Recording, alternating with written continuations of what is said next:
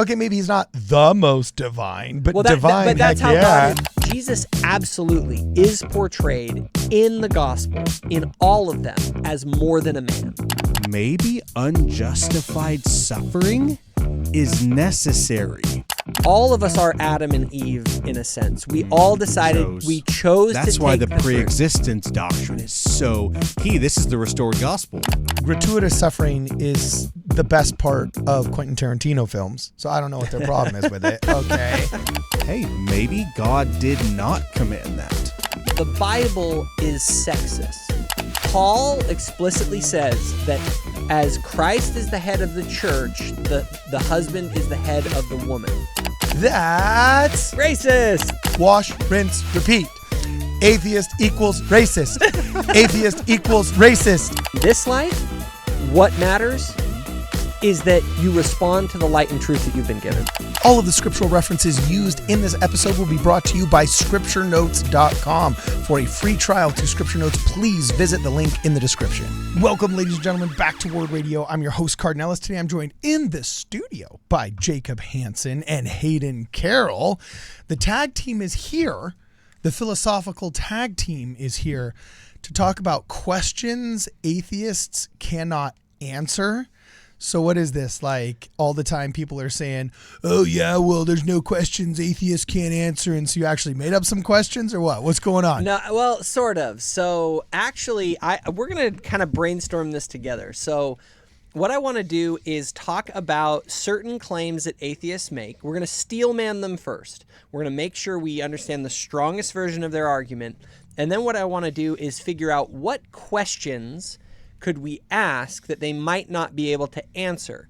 Because the best way, I think, to deconstruct an argument is to ask people critical questions. I often say in apologetics, questions are the person who's playing offense. If you're asking the questions, you're the one in the driver's seat. You're the one playing offense. So if you're in an apologetic situation where you're defending the faith or whatever, it's all about what questions will you ask them that will sort of stump them and show that their point of view has flaws and is lacking something. Also, the guy that asks a ton of questions is also the most annoying guy. That's why Socrates, that's why Socrates was known as the gadfly of Athens, because Socrates and the Socratic method, he would ask people questions to see what they really knew. And what he discovered is people don't know what the heck they're talking about.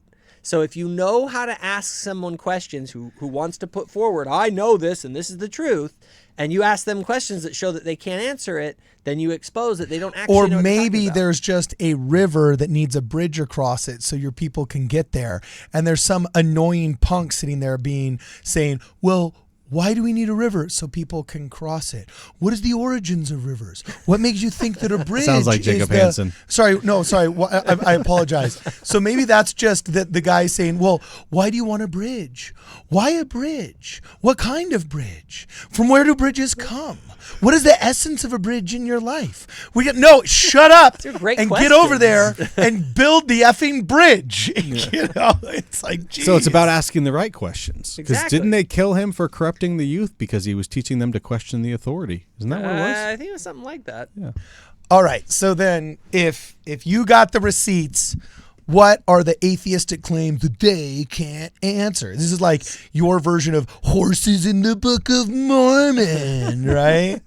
Something like that. So let's start with, I think, probably the one that is the most common atheistic sort of claim. Get your face in the mic, bro. Oh, there you go. And that is that there is in the world there is gratuitous suffering. Gratuitous means unnecessary. Yeah. Okay? If there is unnecessary suffering, how can we say that there is a being who is all good and all loving? Because if you are all good and all loving, this is known as the problem of evil, and I'm trying to create the strongest form of it, why would our world exist the way it is? And all powerful. I think the strongest version goes like this.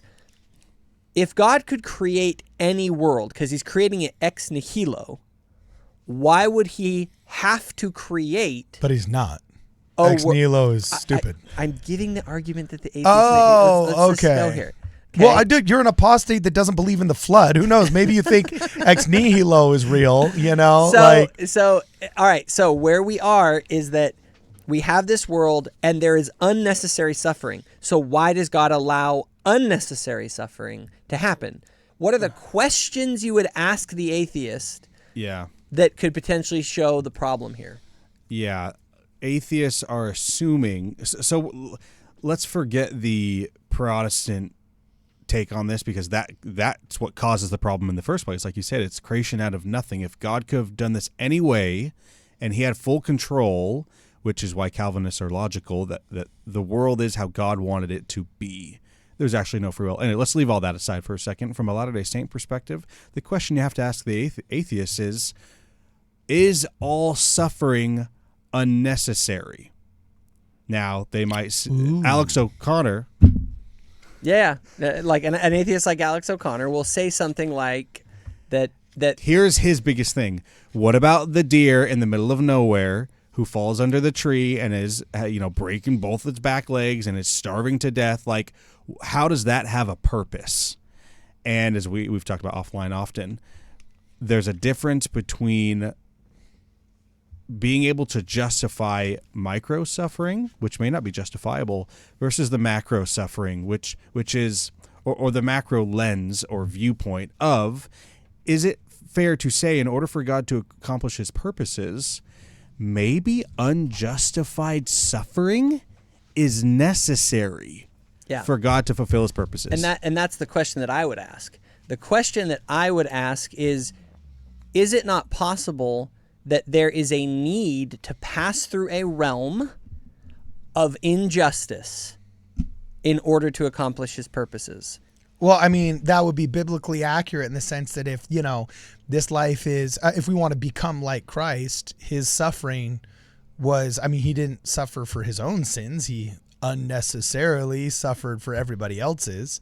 So there would have to be unnecessary suffering as part of the process, correct? So I guess it all depends on what the purpose of God is. See, this is one of the unique things that we have going. You are a gadfly. Like, just build the dang bridge, dude. He wants to talk about it first for an hour. Seriously, dude. But no, it does. If God's purpose is to make us as he is, okay, he basically wants us to grow up. It's just like what we want for our kids. I want my kids to go out into the world. The reason my kids aren't going to stay at home with me the whole time and I'm going to take care of every little need they have is because the only way that they're going to be able to become an adult is if they actually go out of my presence into a world of injustice and then pass through that successfully without losing faith in becoming like me, right? Not settling into that world and embracing it, but actually continuing to strive for something better. And on a Latter-day Saint view, and this is the other question, is who's to say that God isn't restricted in what he can do? What if it's impossible, even for God, to be able to just simply exalt a person, to simply make them whatever he wants them to be? The only reason why to me that seems a little bit silly is just because it's like, okay, so Donald Trump can declassify any document that he wants in all of the United States of America because he's president. So when they go after him for these classified documents nonsense, it's like, well, if he can declassify any document, the second he wants to, it's declassified. Therefore, you can never really accuse him of the declassify or the, mishandling classified documents because at the end of the day, he's the boss. So I kind of look at from a Protestant evangelical perspective, that is the case. God can do whatever it wants to do as long as it doesn't defy its own nature, right? Which is kind of the same way to say that he's bound by something. He's bound by his nature. Yeah, and for us, he's bound by eternal law. Here's the deal. The problem of evil and the problem of soteriological evil, which is the issue of people going to hell who've never heard of Jesus Christ, it's a Protestant evangelical made problem, right? It's when atheists ask this question, they're asking the evangelical Christian world. They're not asking Latter-day Saints because we have an answer to it. And that's kind of what we're talking about right now is maybe God is not able to intervene when in a Protestant worldview, he would be able to.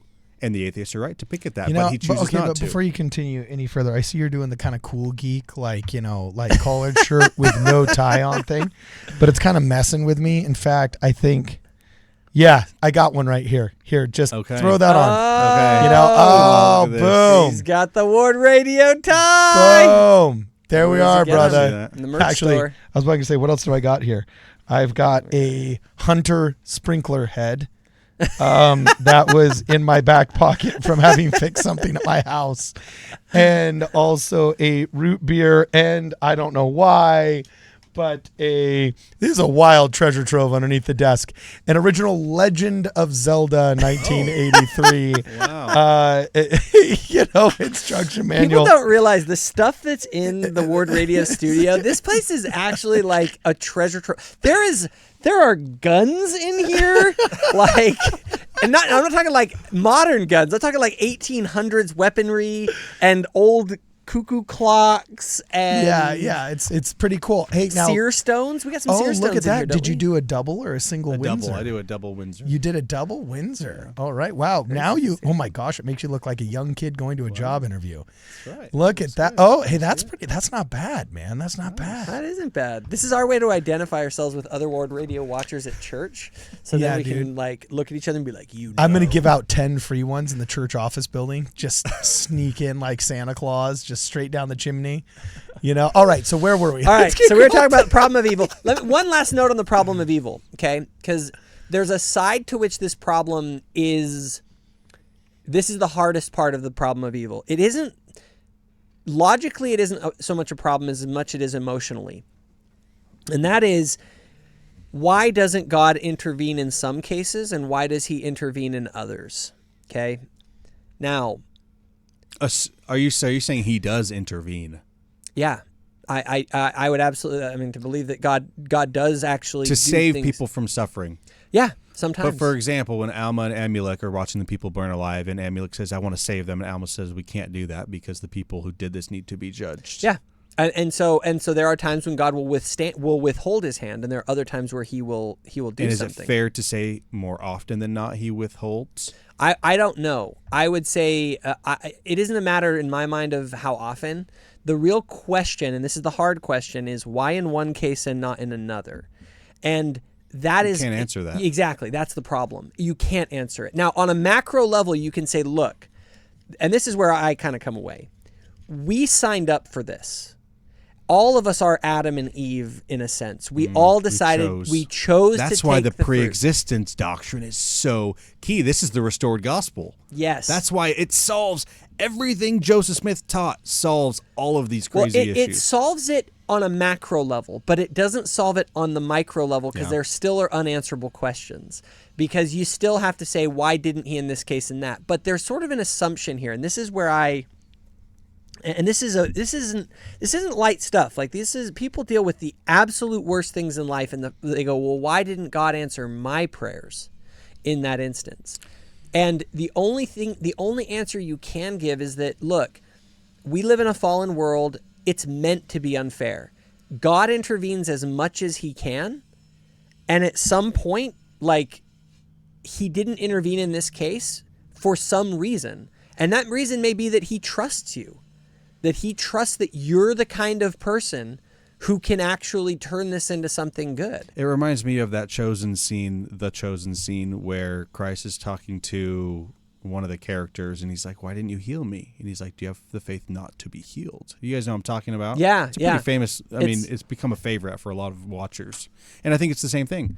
It's maybe it seems like a cop-out for an atheist perspective, which I can understand that, but maybe there's a reason to the suffering that we just don't know. Now, that being said, I often will critique evangelicals for using the mystery card, but I don't think it's not that using the mystery card is bad all the time. It's when you are critiqued on an illogical stance, like the Trinity or Sola Scriptura, and you say, oh, it's just a mystery that fallible people are producing infallible content. Like, that's 2 + 2 = 7. You know what I mean?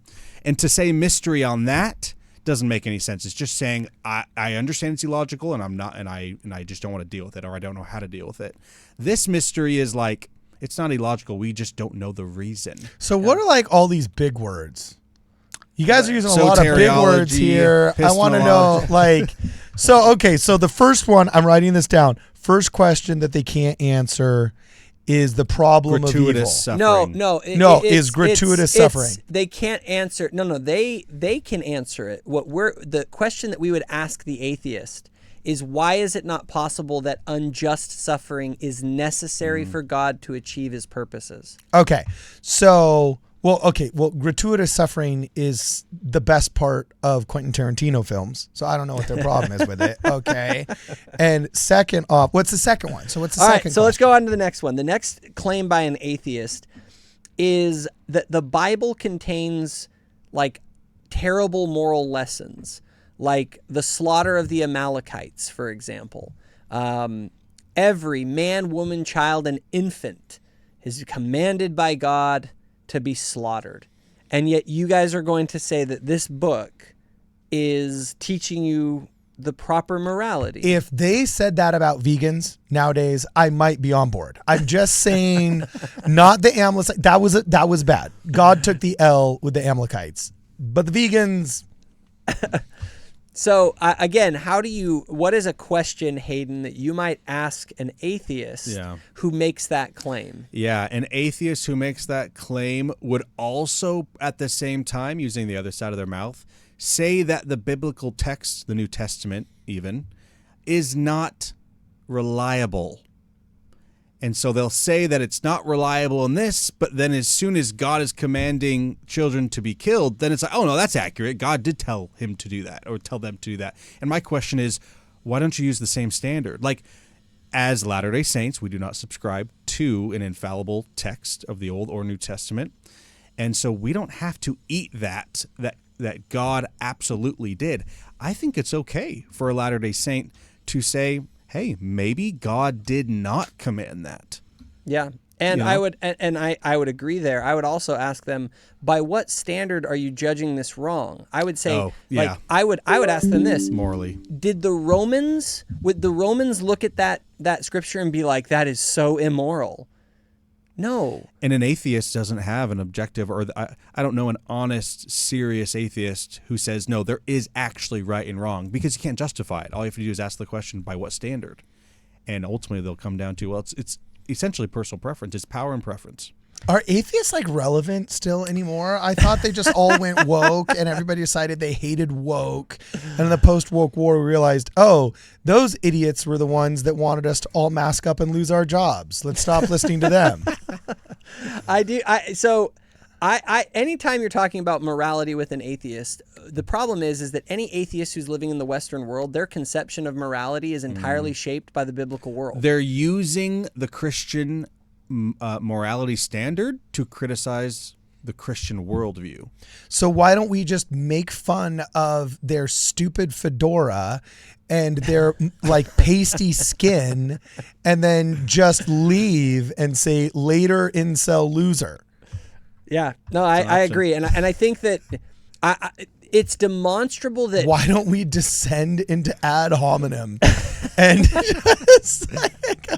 That's true. The question, I'm going to ask them by what standard they judge morality, and Cardon's going to ask them, why physique, bro? Why do you lack melanin in your skin? You have no tan. Do you ever get out?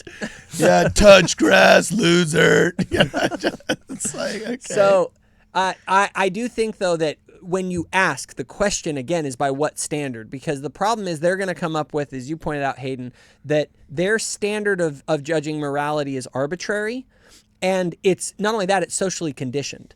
Yeah. The only reason they have an issue with the slaughter of the Amalekites is because they were born in the 20th century. If they had been born in Rome, they would have been like, sweet, man, that's awesome. Like, that's really cool that your God is out there just like wasting your enemies. And so where did you get your morality from? If you're in the Western world, it is demonstrable that the moral values that you hold to emerged out of the Judeo-Christian tradition. Literally, the people who read the Bible interpreted the Bible. And again, they're taking just a small verse. Another question I could ask, why is it that when you read the Bible, you focus on the anomalies in the text instead of the overall message of the text? If you were to take the entire library of the Bible, is the message, let's go out and kill every man, woman, and child? Like, if that's the message you got, you're just either an idiot or you're being dishonest. Yeah.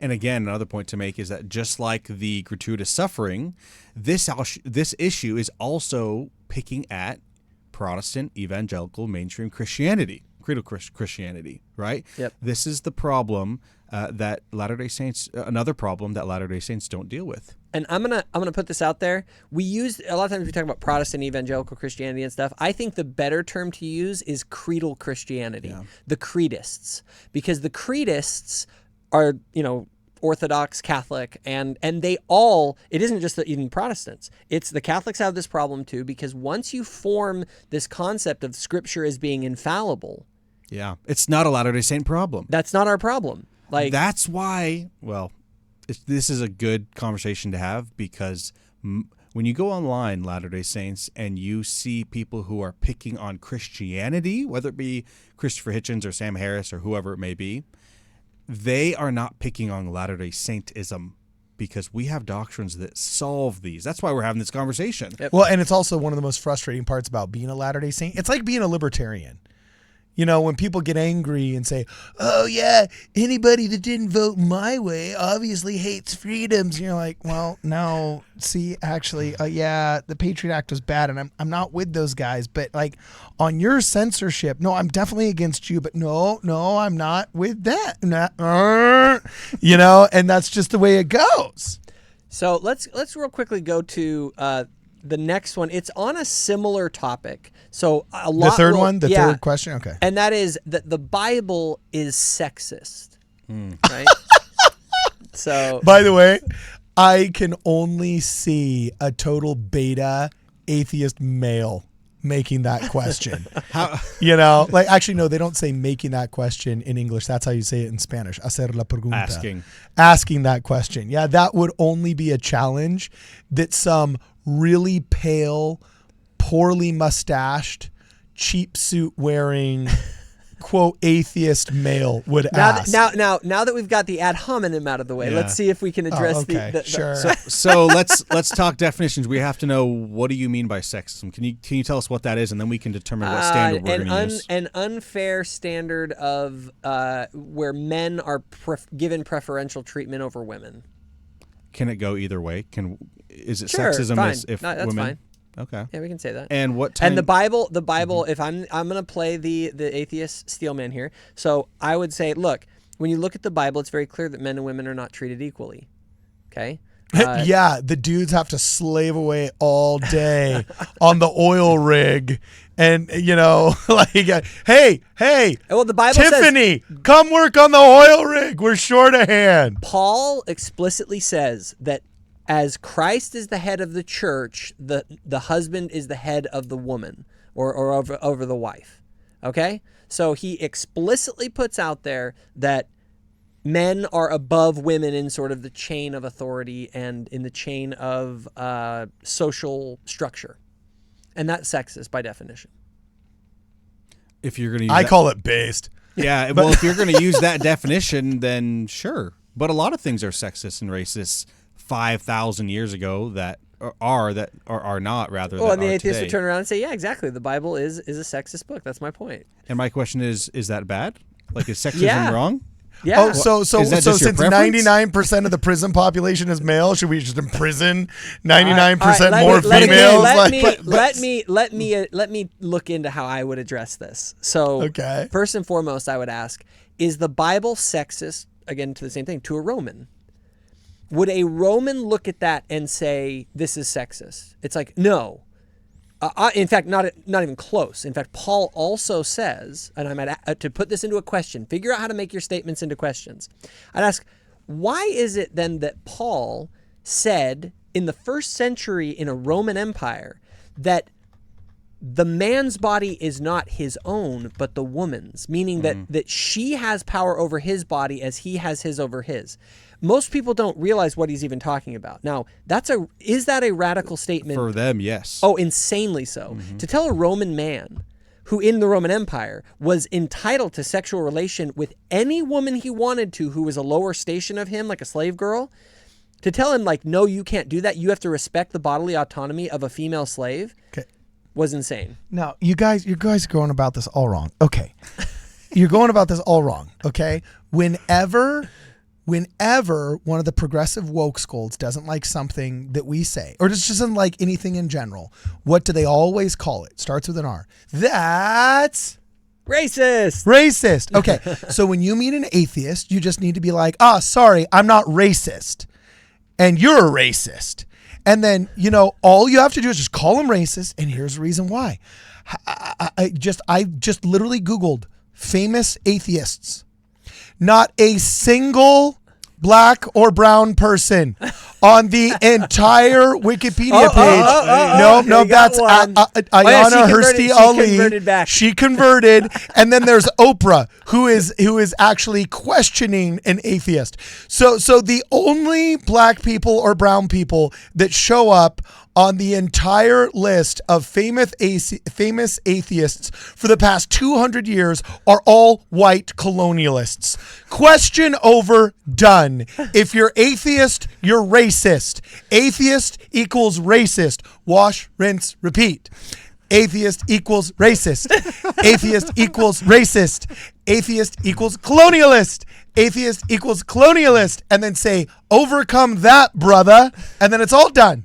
All done. See, simple. I think that is pretty fun, but I do think it. Yeah. Let me go one more step. The other thing is Christ very clearly says that he sets up a hierarchy where he puts the man above the woman in this hierarchy. He called 12 male apostles, all that stuff. Totally sexist, right? Well, I would ask the atheist this: do you recall the story of the sons of Zebedee? They went to Jesus and they asked him, Lord, can we want to be your right-hand men. Yeah, what do we need to do? We want to be in the position of authority. And I would ask the atheist, do you recall what Jesus said to them? And what Jesus said to them, if they probably won't know, I'll say, what Jesus says to them is, you guys don't understand what I mean by leadership.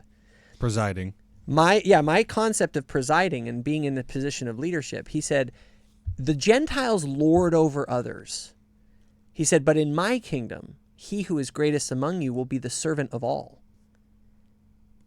So there's a presupposition that you have about what leadership means because you're thinking in Greek terms. Yeah. You're not thinking in Christ terms of what leadership even means.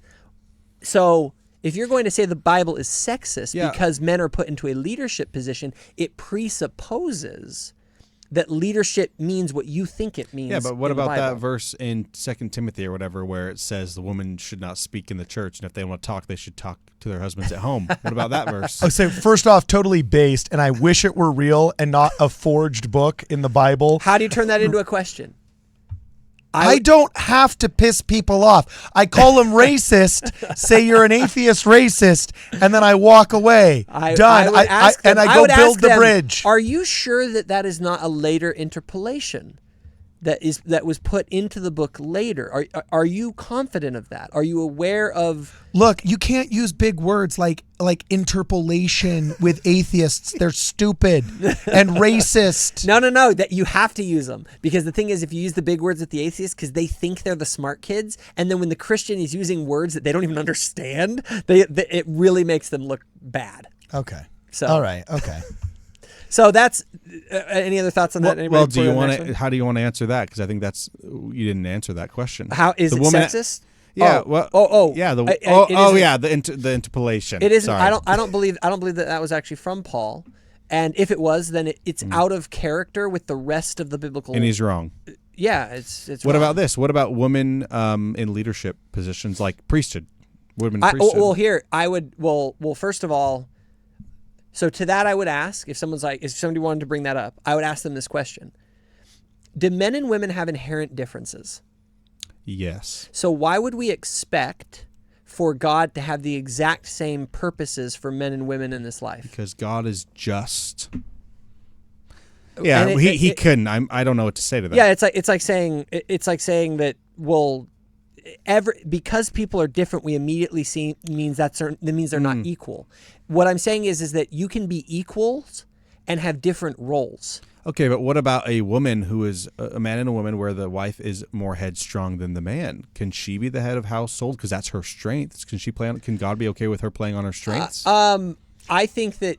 Well, that's also, then you start getting into the territory of like even the 300th ranked man that's a tennis champion can like smash Venus Williams in a tennis match. It's just like here's what I say to that. Okay, the gospel deals in ideals. Okay, it sets up the norm. It doesn't mean that there can't be exceptions to certain things. Even our own family proclamation teaches that here's the norm, the form, as it were, if you're to get Platonic. But there may be things that cause this to be different. But there's another extreme that you go to say there is no such thing as an ideal. We're not going to talk about the norm and kind of the standard way that God has set things up because there are exceptions to it. Sure. So I would say, I would ask the question, is it not possible that you have a norm that God is proposing, but that there can be exceptions to it? Dude, bro, what are arguments with your wife like, Jacob? Do you just I don't argue with my wife. Do you just start saying like, well, what makes you feel this way? And are you sure that's not a modern interpolation of the words that I just said 5 minutes ago? Like me and Brittany, we just holler at each other for like 30 or 60. The faster you get the hollering out of the way, the sooner you get to the makeup sex. So just holler at each other for heaven's sakes, all right? You don't have to sit there like a, romantic gadfly asking 15 minutes worth of questions. Yeah, that's probably right. You do the hollering in the living room, so later you can do some hollering in the bedroom. Next question. Brother. Aren't you guys like advertising to youth on this channel? Like, isn't this? Hey, in Ward Radio, and I believe in general, we are not going to sex shame at all. Sex is wonderful and beautiful, and it will be wonderful and enjoyable and fun and maybe loud, but you will be married when you do it. Yeah, very good. Boom shakalaka, bro. Oh, how do you feel about that now, huh? You tried to finger wag at us with a tie on. Oh, yeah, Mr. Church employee shaming all the people that... No, I'm just kidding. All right, let's get to the next one. Let's go on. All right, so let's do this one. Hiddenness? No, let's do the there is not sufficient evidence for the resurrection of Jesus. So what it is, you are going against the evidence to believe in Jesus Christ's resurrection. That's not something that happens. Okay, here's my question for you. Is your stance that the biblical text, we'll say the New Testament, is unreliable? Like, totally? Like, do you think anything in the New Testament is reliable? If I were the atheist answering this question, I would say something along the lines of, the New Testament is a collection of oral stories that got put on paper decades and maybe even close to like decades after the events, based on the oral traditions of the people, and they're exaggerated. And so I'm not saying that nothing in there is historical, but it's not reliable as history. Do you believe in the historical record of the apostles being killed? Like, how there are, we could just. I would say that yes, I do believe that they were killed, or some of them at least were killed. And did they believe in this person, this resurrected being, when they were killed? Is that the reason they were killed? Why were they killed? I would say that they did genuine. Well, and everyone just knows I'm playing the atheist right now, just so you know, because I'm saying but I want to be careful. So did they? Is it fair to say that the historical record is reliable in the sense when I say that they believed that they saw a resurrected being? Like, were they genuinely believers when they were killed, or no? By the way, just so you know, this is a very good line of argument. I like it. So what you're saying, just to zoom out for a minute. So Hayden, the way you're approaching it is you're saying... Okay, I can do that. Is the way you're approaching this is you're saying, look, you guys will accept certain historical facts from the story of the New Testament, but basically only so long as it suits your agenda. Sure. And you're pointing out that the witnesses were sincere, and that the people who were killed for Jesus' sake, believed it. They believed it. Yeah. And you don't die for something you don't believe. It doesn't make you right. Yeah. And then the other question I was going to ask but is... it shows they're sincere. Sincere. And my other question was, do you believe, because like there are records of visitations of the resurrected post-mortal Christ to groups of people. Yeah, but I would, and so this is where an atheist might turn this around, and I've heard them do this. They'll turn it around and say, well, then apply that standard evenly to every case of people that claim that there's a miracle, like Fatima or other things of the Catholic Church. I think that you look at each of their criteria, and it becomes more or less plausible. And then there comes a point where you're like, okay, I could believe that. So here's a question I would fire towards an atheist on this subject. I would say, what is the evidence that you would need in order to believe it? Yeah, that's a good point. Because the problem is that they reject miracles wholesale.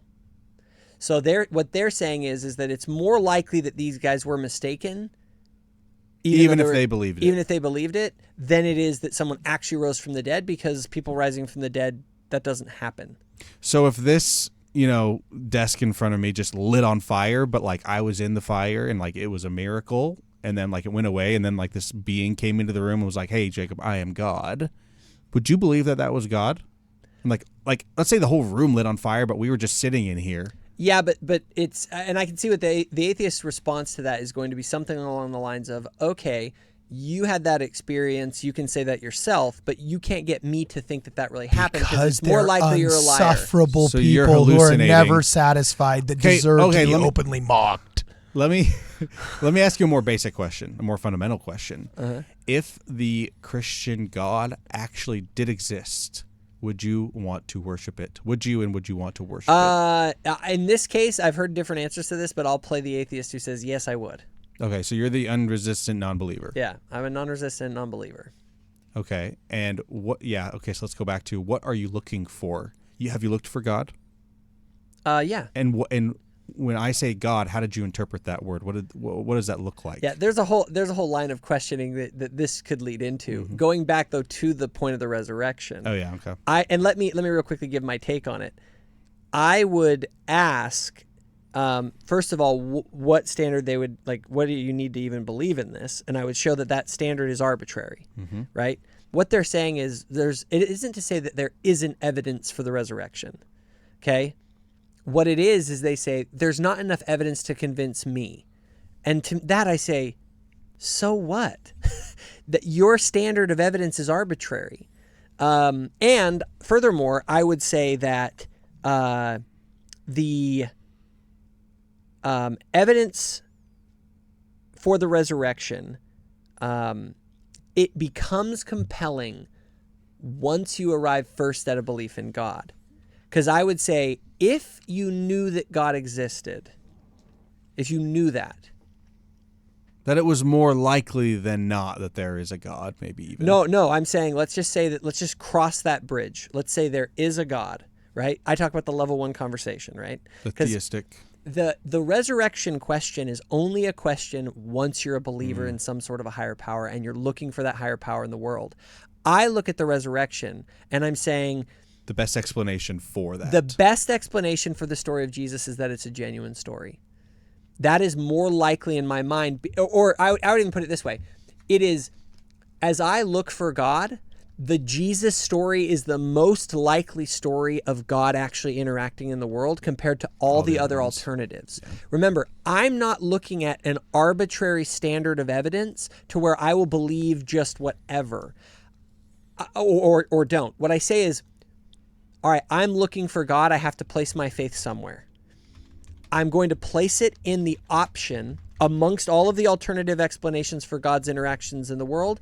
I'm going to pick the one that I think is most likely true. So, okay, I have a question about that. And so well, real quick, I would ask I would say, well, what other story of God's interaction in the world is more plausible? And maybe that's the question to ask. But if you're talking with an atheist, they haven't crossed the theistic bridge. So instead of asking... No, but then I'd say, but that's the thing. If you presuppose that there is no God, then the resurrection question is not even on the table. Okay. Yeah, we're going to have to talk about that. That's the thing is, I would point it back. I'd say the resurrection only becomes plausible Okay. If you are searching so for if God somebody, amongst the if an alternatives. atheist says there's not enough evidence for the resurrection, is the first question you have to ask them, will you grant hypothetically that there is a God, that miracles are possible? Yes, that's a good line of question. They have to grant that. Well, and that's what I'd say. I'd say, because if they say no, then I would say, well, then I agree with you. If you are presupposing that no God exists, Then the resurrection cannot be real. then you've ruled this out as even a possibility. Yeah. But if you're going to say, okay, let's presuppose God does exist, and now let's approach the question, because now it's different. Mm-hmm. Now you're comparing the resurrection account of God's interactions with the world with all others.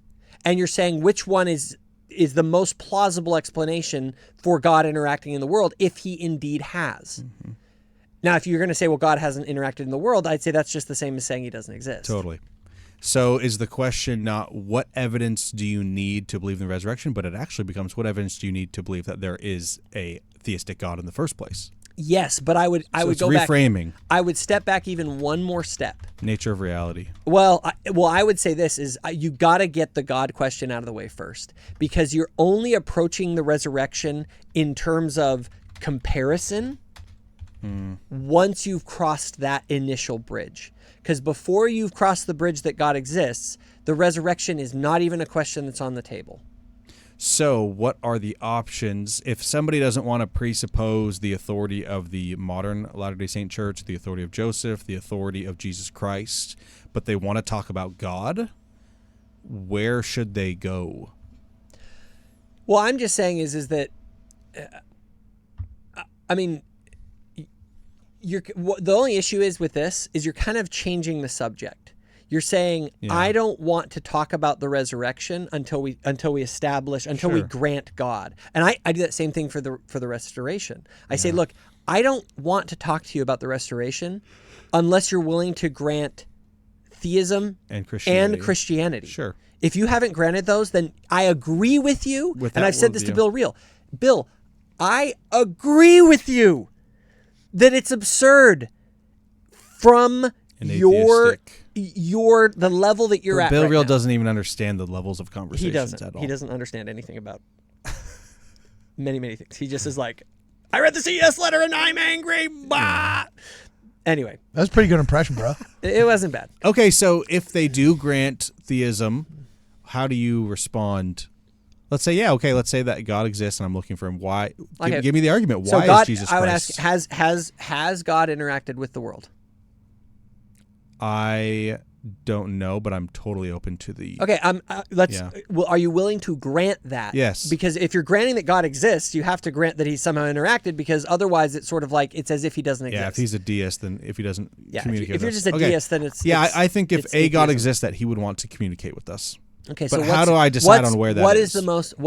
Okay, you've had lots of people claim all over the world that God has interacted with the world. What do you think is the most plausible claim?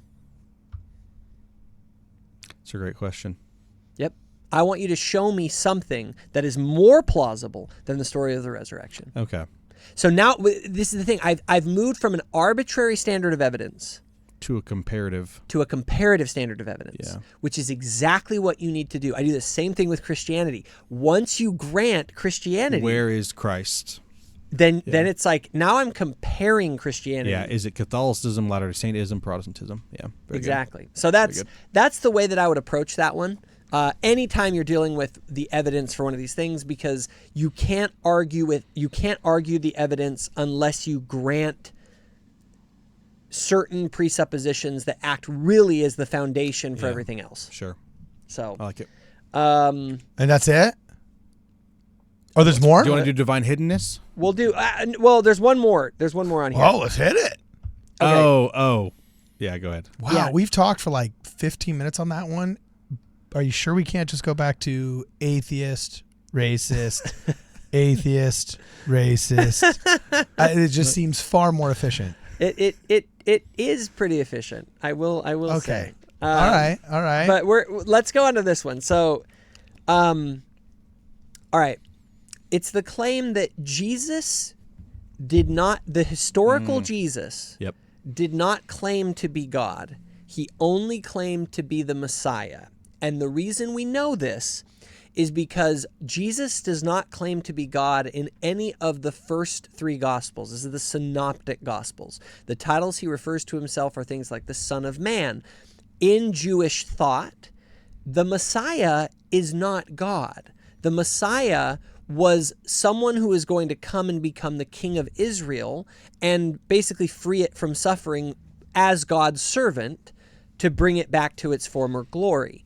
And the reason that we can think that is because the question that they would ask us is, or they would say that the earlier gospel accounts don't mention it. And if Jesus really was out claiming he was God, they would have mentioned that. It isn't until the Gospel of John that he begins to do that, and John is much later. Yeah. So the best explanation of this data is that Jesus did not claim to be God, but it was a later creation of Christians as they tried to take this guy who was claiming to be the Messiah and to make him bigger than what even he claimed. Okay, can I ask you a question?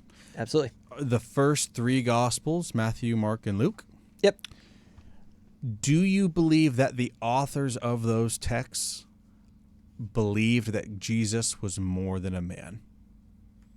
Just reading them, did the authors of those letters or of those books, did they believe that Jesus was more than a man?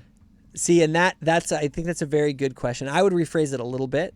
I would ask it as, you're not answering it though. I know, because I don't think there's a good answer. It's actually a very hard one to say, because if you want to say that Jesus was just a man, there are a ton of problems with that. Because, Hayden, as you're saying, the way I'd ask it is I'd say, did they intend to convey the message that Jesus was a mere human being? Yeah. Because they didn't. No. And I would ask them the question, for example, this is the one that I would like to use, is in the Jewish world, who do you worship? One God. You Yahweh. worship God, right? Elohim Yahweh. Did the authors, or did people worship Jesus in the Synoptic Gospels? Yes, they did. They did. So just because Jesus doesn't say that, the authors clearly are conveying the fact that this man is being worshipped. Another one I'd ask, did Jesus have a normal, like human beings are the product of a mommy and a daddy. Jesus, that story. Go ahead and take us through that process. How does that work? It's all right. Well, it involves some yelling in the bedroom.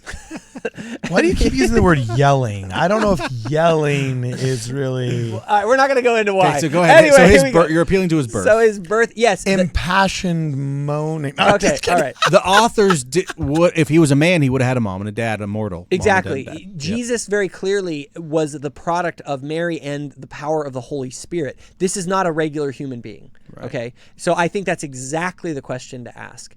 Another one that I would ask is that, remember, the theory is this developed later. I'd ask, when did it develop? Give me a specific rough set of decades. You could say maybe it was in the 70s, 80s, 90s, something like that. What would you say? Whenever the book of John was written? Exactly. And they're going to say that that's probably the late first century. Here's the problem. I would ask them, okay, so you think that it developed around the later part of the first century. Is that correct? And they'll probably be like, yeah, most likely. Okay. Does Paul consider Jesus fully divine? Yeah. Because he was written, what, late 50s, early 60s? Yep. Now, when was he killed? 53? 63. Oh, 63. 63. And so if Paul is writing his letters in the 50s and he's claiming that Jesus is God, that contradicts. Much earlier. That totally contradicts his tradition. And what did Paul say that I can't remember. There's a verse. to... There's a verse in Philippians that he, but I can't remember it. But it can be supported, and people can show that. So but I don't have the verse right in front of me. But the point is this: it shows that it's not a later tradition. Now here's where I think we need to be very careful in how we ask this question. You don't ask. You ask, did Peter think that Paul think Jesus was more than a man? Well, more than a man. That's the question. Because here's the issue. They're going to say, well, Jesus, maybe they thought he was more than a man, but they didn't say he was God. The problem is they didn't have a conception of the Trinitarian God in the first century. Even the Christians will admit that. They didn't, and not only that, the Jewish conception of God, Elohim, isn't even, it's like a divine being. So to say that Jesus was God, that's a very complicated question because they didn't have the words or even the mental concepts of that in their time. And I'm just thinking about when Christ appeared to Paul, right? Could a being appear to Paul like Christ did to him? Could a human do that? They could say it was a post like angelic visit angel. or something, but like Moses. But didn't he call him Lord? I forget the exact wording. Does Paul ever say like? I don't think anyone's going to dispute that Paul thought Jesus was a fully divine being. But is there a difference between a fully divine being and God? That's where they're going to try and go. The problem is that is not a question. That's a question of did Jesus think he was the Trinitarian homostasis? It's a Protestant issue. Exactly. And not only that, even the Protestants will have to admit that the Christians at that time didn't even have that mental concept. That's by the way, that's a Greek conception of deity. Trinitarian. That is not a Hebrew conception of God. They didn't even have the mental categories and linguistic categories Of Father and Son or of what? or of the Trinitarian 3 in 1, 1 in 3 thing. Person, 3 persons, 1 being. They didn't have that. So to say what was Jesus, we can definitely assert this. Jesus absolutely is portrayed in the Gospels, in all of them, as more than a man. So what is he, an angel? Okay, yeah, so that's the question. Like what's the other What category? was the original question? Jesus is not divine? Something along the line, that Jesus is not God. Jesus never claimed to be God. Okay, well, is there a difference between being divine and being God, or is that... For us, no. But can you be an angel? Like, is Moroni divine? No. He's not He's divine. not a fully, I would say a fully divine being, a fully, like... Is he exalted? You contain the properties of divinity. I would say, I don't know. I would say maybe Wait, no. but you can't say like Moroni doesn't contain the. Well, you can't say Moroni is not divine But or is doesn't he- contain is- the properties of divinity. He's a freaking angel. What other properties of divinity are is there than showing up Moroni- on behalf of God? Is knowledge, Moroni all power. all-knowing? Yeah. Is he all-powerful? Okay, maybe he's not the most divine, but Well, divine. but that's heck how yeah. God is. That's how God is defined within theology. God Oh. is defined as a being who is all powerful, all knowing, all loving. Well, then we say he's not God, but Moroni but is divine. But did Yeah. Jesus claim? I would say that Moroni is not fully divine, just like we're not fully divine. okay, How sure. are you defining divine? Same as God? God and divine. Can we Same just thing. go build the bridge and call the atheists racists? Like, it just. So I would just say though that is the Jesus is, he contains all knowledge, all power. You've reached the maximum level of power. You can do all things that are possible, that kind of stuff. Moroni can't do that. So when we're talking about God, that's what we're talking about. Did Jesus claim to be a being who had all He was of that? maxed out. Yes. Yeah. And I would say that Paul's conception of God was that, or of Jesus. Jesus. And the Jews did worship him. Oh, another one. This is important. Good question to ask. You'd ask, in the Synoptic Gospels, did the Pharisees claim blasphemy against Jesus? Somebody asked this to Paul Bart Ehrman, and he got stumped on it, by the way. I actually don't know. They did. Okay. They charged Jesus with blasphemy. Was it blasphemy to claim that you were the Messiah? No. It was not. To claim that you were the king of Israel that God had sent, that's not blasphemy. That might be false doctrine, but you don't stone people because they said they were the Messiah. In fact, they were looking for someone to come and be the Messiah. So why in the Synoptics? Because he said he was God. Exactly, which means that the authors who were writing that, they were intending to convey in the story That he was that God. Jesus was claiming to be God and therefore should be stoned. Interesting. So anyone who says that the New Testament doesn't portray Jesus as God and it's a later tradition, there are all sorts of reasons to doubt that. So that's how I would Socratically pick that one apart. Dude, Socratic sucks. You know what I'm saying? Like, I just like, by the way, aren't you like I thought it was Socrates. Aren't you? Socrates. Our boy Socrates. Did I catch you in an error, my man? So, all right. Anything else? Anything else? Do you want to do? Let's do divine hiddenness. Let's be quick. Really Divine fast. hiddenness is actually a very, very good argument. I'm going to do a video on it myself. Let me give it this way. And I'm going to give the strongest form of it. The basic divine hiddenness argument is: look, if God really wants a relationship with us, anyone who's open to him should have a relationship with him. So that means the only reason someone would not be a believer is because they're resisting God. Because if God wants to have a relationship with them and they want to have a relationship with him, why isn't there a relationship? There should be zero non-resistant non-belief. But there are people that genuinely are seeking God who don't have a relationship with him. And the question is, why would he do that?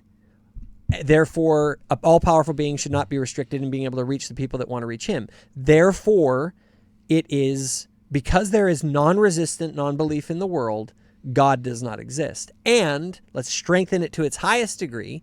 Geographically, why is it that, let's say, in Utah, so many people have a relationship with God, a true relationship, but in Pakistan, so many don't? Is it because the people of Utah are just so much more open and willing to have a relationship with God, and people in Pakistan are not?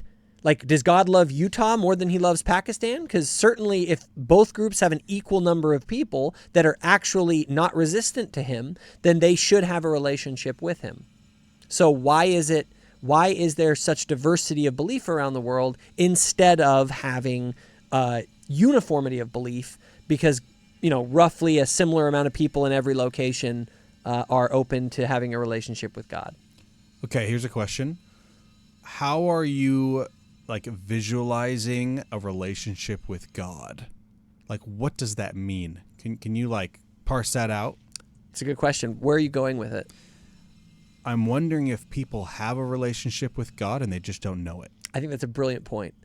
So here's the way I would kind of do it. I would say, and I think you asked it really well. That was a very good question.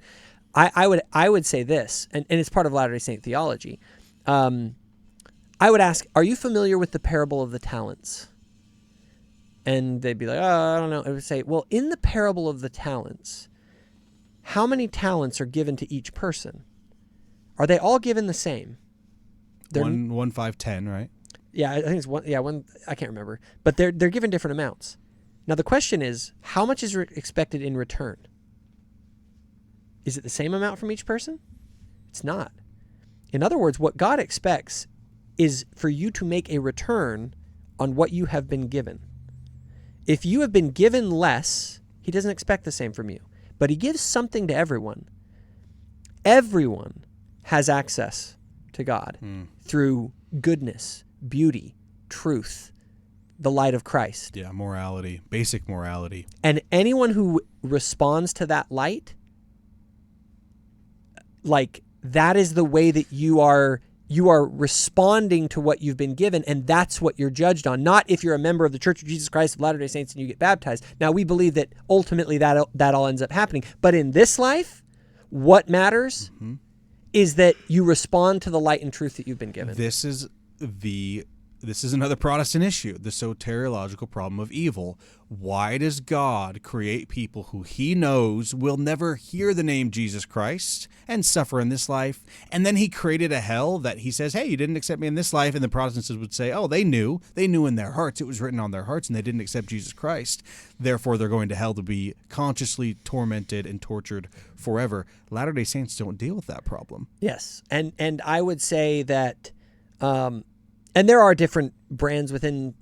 I think that's a problem for certain groups within Protestant evangelicalism, especially like Calvinism. Are there any Protestants who believe you don't have to accept Jesus Christ in this life?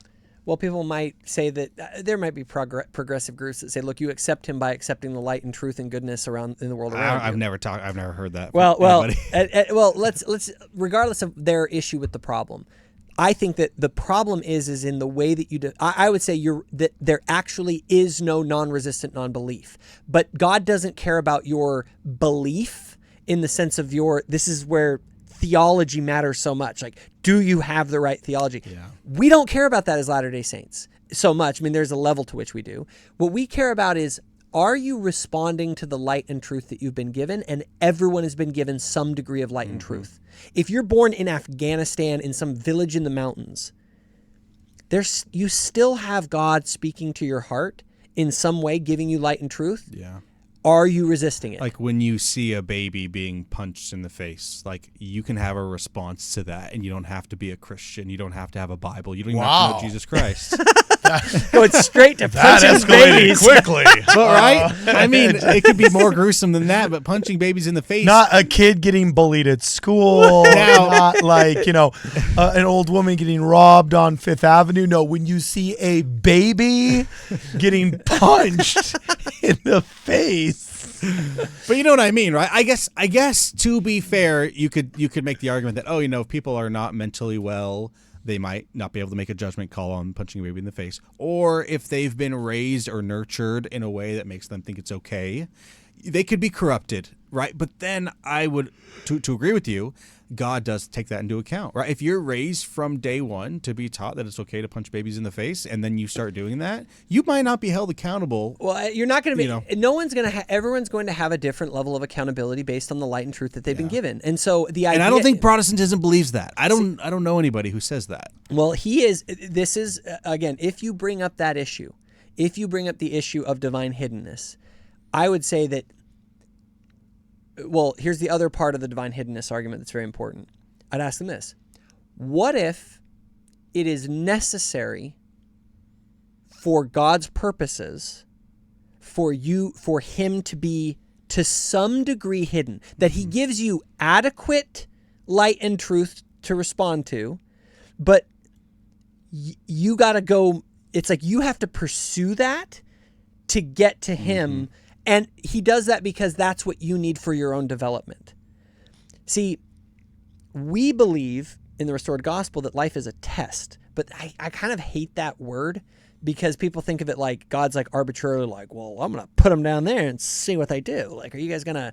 This goes back to the gratuitous suffering. That's chaos. It is. The idea is that, and I love this analogy. I use it all the time, and we all understand it intuitively. I want my child to become like me, right?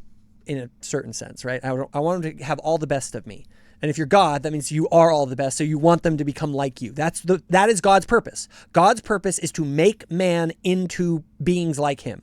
That's what he's trying to do. Now, if that is his purpose, that's my purpose as a father. Like, I want my kids to grow up. I know that if my kids stay in my house with me and I do their dishes and wipe their butts their whole life, they never will grow up. They got to get the heck out of my house. Now, does that mean that while they're out of my house that I have no interaction with them? No, I'll still call them. I'll still, I still kind of provide. I'm still kind of there. But you have to take a step back. But I have to take that step back. Otherwise, you're undermining their growth. Exactly.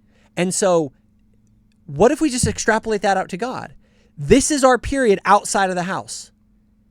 And he's there. He can interact. He may even in his goodness and love and graciousness grant us a miracle that prevents something awful from happening.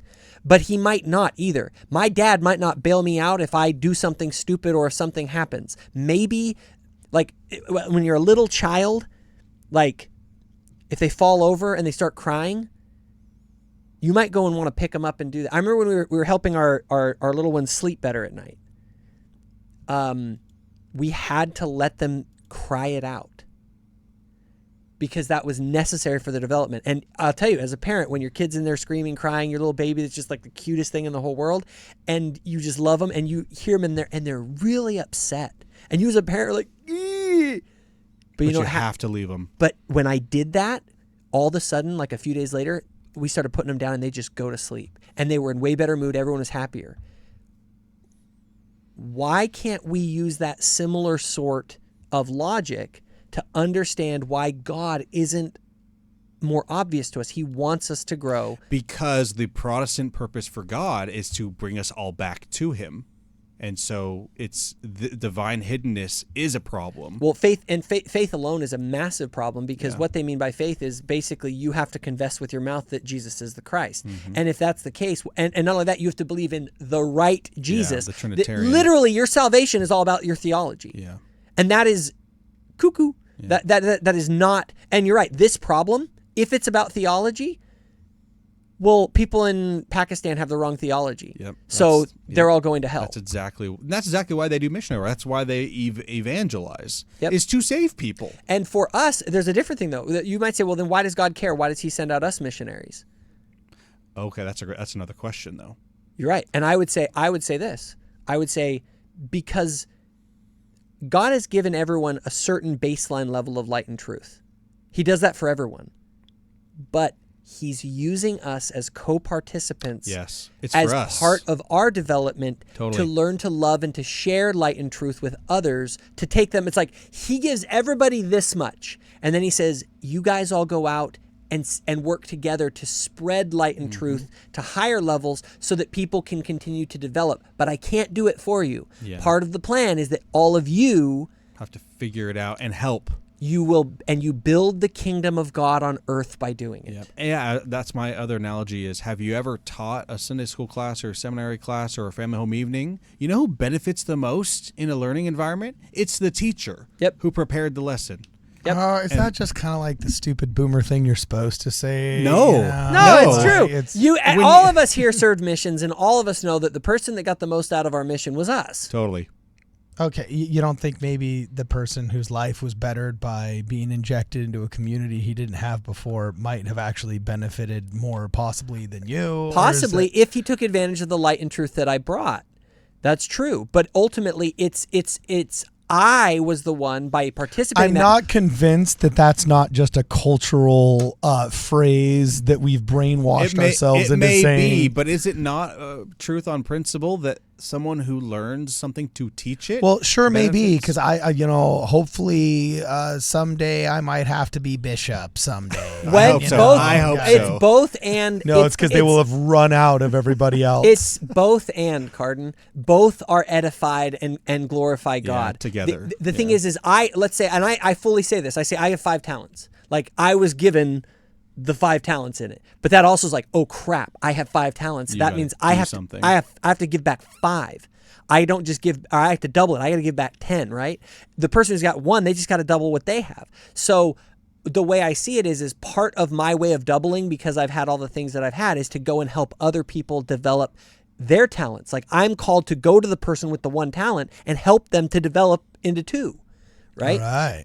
So it all fits into, I think that it is a real challenge given certain presuppositions that people bring to the table about salvation. And as Hayden pointed out, so much of this comes down to the creeds and to the creedal notions. Exactly what these problems are. Yep. All the problems we talked about today are not issues for Latter-day Saints. That's what we're doing. We're differentiating us between us and the Creedus. That's all we're doing. Yeah. Also, I just got to say, he looks really good in that tie. Yeah. That's I'm digging. You want to keep it, bro? Yeah, absolutely. I don't know where it's been, dude. I'll be honest. I'll wear it to church, and I'm sure I'll see people say, like, hey, where can I get one of those? I'm just kidding. So yeah, you can have it, man. You can have it. Okay, Thanks. so are we done? Are these the top 5 questions that atheists cannot answer? Well, I think what we have provided are 5 or 6 atheist positions that you now, and this is, I wanted to do this as an exercise also in apologetics. In when you hear an argument, a lot of times we want to respond with a statement. Question. Don't respond with a statement. Figure out how to formulate your statement into a question. Instead of saying, well, Paul said XYZ. Instead say, interesting. Why do you think Paul said XYZ? And you will change the dynamic. Now, I say this with caution. One-on-one with another individual, I am not engaging in apologetics. You don't actually help someone through apologetics directly. Yeah, it just burns the relationship. It burns the relationship. Ministry is not apologetics. Apologetics is something you do in public forums when you are engaging in the public sphere so that other people who are watching can be influenced. Very rarely are you influenced by someone looking you in the face and saying, you need to believe this. Where you are influenced is when you are observing somebody else having a conversation, and I say, this is why you're wrong or your logic is flawed. Or you can flick their fedora, pull up Google Images, say, you're racist, laugh at them, and then run away. A man convinced against his will A man convinced against his will is of the same opinion still. You never convince What a about person a directly. self-congratulatory, pasty, and insufferable man wearing a fedora, convinced against his will, is still a boring, insufferable man nobody likes and you don't want in your club still.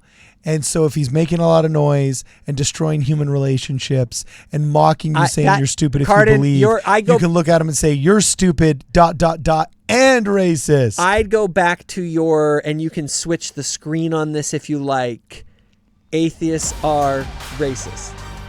That's your better argument. Okay, That's cool. when I go with. All right, awesome. Okay. Well, let us know what you guys think below. Should Hayden Carroll wear his tie to church? Are you smelling what Jacob Hansen is stepping in? Just keep the conversation going below. For this and more, please make sure you check us out at wordradio.com.